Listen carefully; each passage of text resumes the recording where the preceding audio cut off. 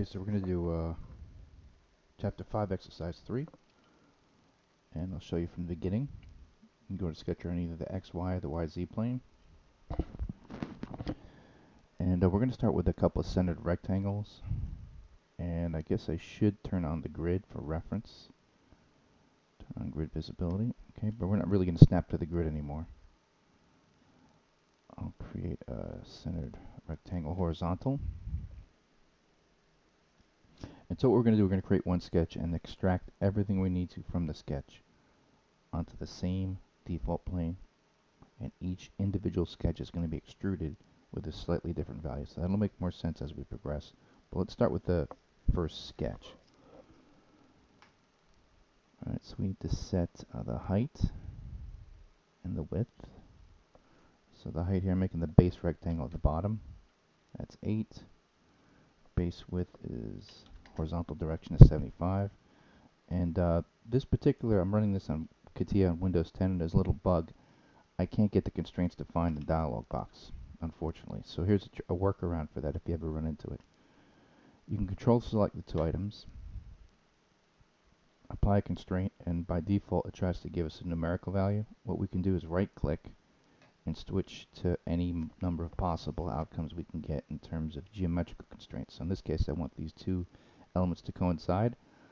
I'll select coincidence, and there that is. It gives us exactly what we need. So you don't always have to necessarily use the constraints defined in the dialog box. You can apply a dimensional constraint, right click, and then switch from dimensional. Switch from dimensional to geometric. So I'll come here, do another shape, make this 10.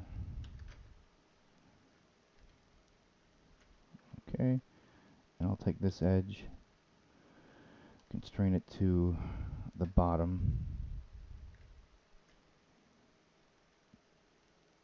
Alright, and then we've got another reference here. We've got if we follow the extension lines, we have a value of 40 going from this top edge of the bottom rectangle up to the center point of a circle. So I'm just going to engage point mode, set the point to construction mode, draw the point coincident to the vertical absolute axis, dimension it with a distance value of 40.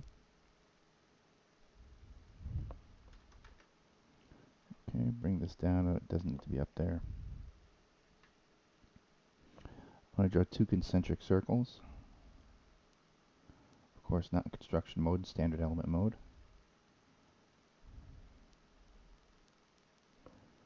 Okay, and we have an outer radius and an inner radius. The radius for the inner arc is going to be 20. Radius for the second arc is 12. Okay. And yeah, what we need to create a line that we'll use to trim the top portion of these circles. So I'll come here, just draw a line, and we're just going to use that to trim. I'll come here, I'll engage quick trim. Just click on what we want to get rid of. And we can come in here and trim this and just double check the measurements. Right, and I'll do a diagonal line here. Now we can do this as a diagonal line or as a rib. I'll just do it as to practice the whole concept of projecting 3D elements, I'll do it as a diagonal line. Now I don't want to redraw that, so I'll take this edge, mirror it about the vertical absolute axis. And there you go, and I'll just tidy up the measurements, turn off the grid a second.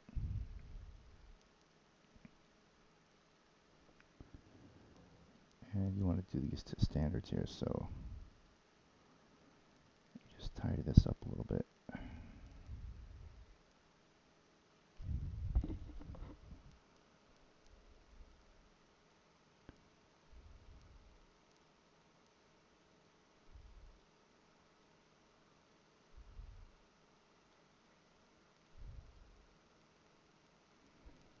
That's a little better.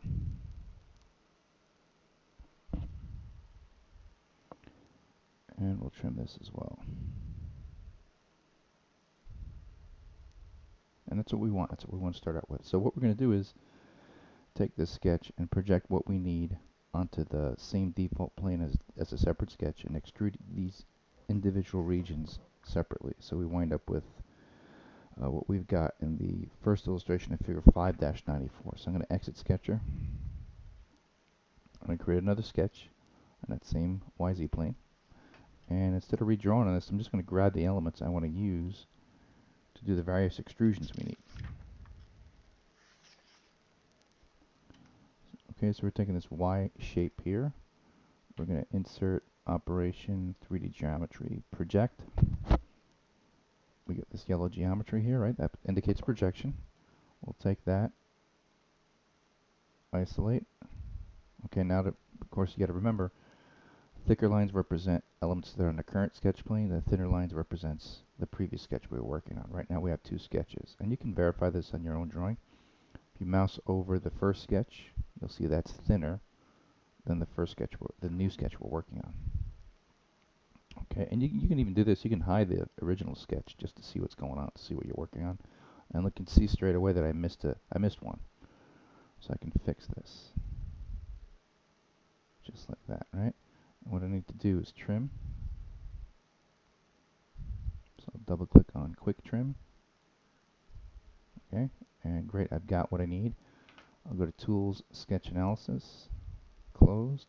I can bring back visibility on the original sketch. Exit Sketcher. So because we've created this over the YZ plane and we want to thicken it up, we want to extrude it, we can just do Pad Mirrored Extent. So I'll grab our second sketch. Alright, I'll type in value of 20. Do Mirrored Extent. And there you go. Alright, there's our first shape. Create another sketch on the YZ plane.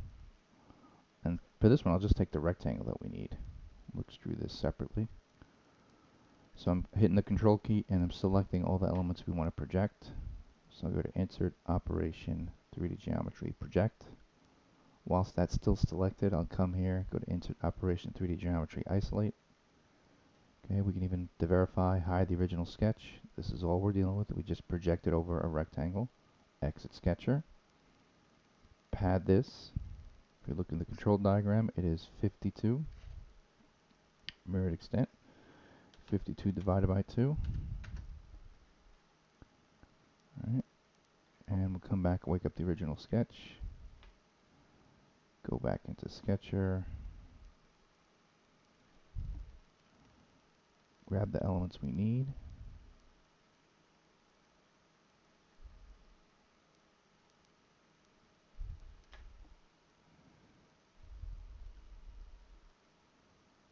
Alright. Great, that's what we need. We'll take this, isolate it.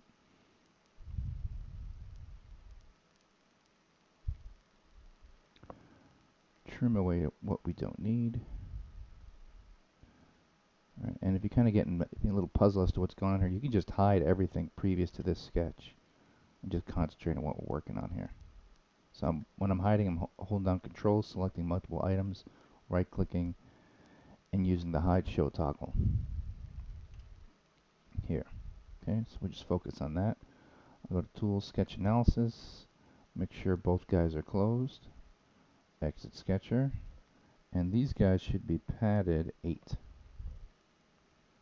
Is that right? Yeah, the ribs are 8.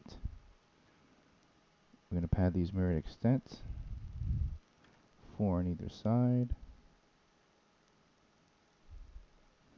Alright, now we got to unhide everything, of course.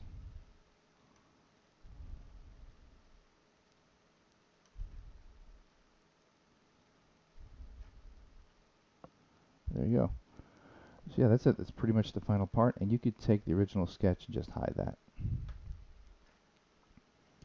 Hit isometric and then fit all in. And there you are. Exactly as it needs to be. Pretty neat. Okay. Alright, just double checking. Yeah, that looks to be okay.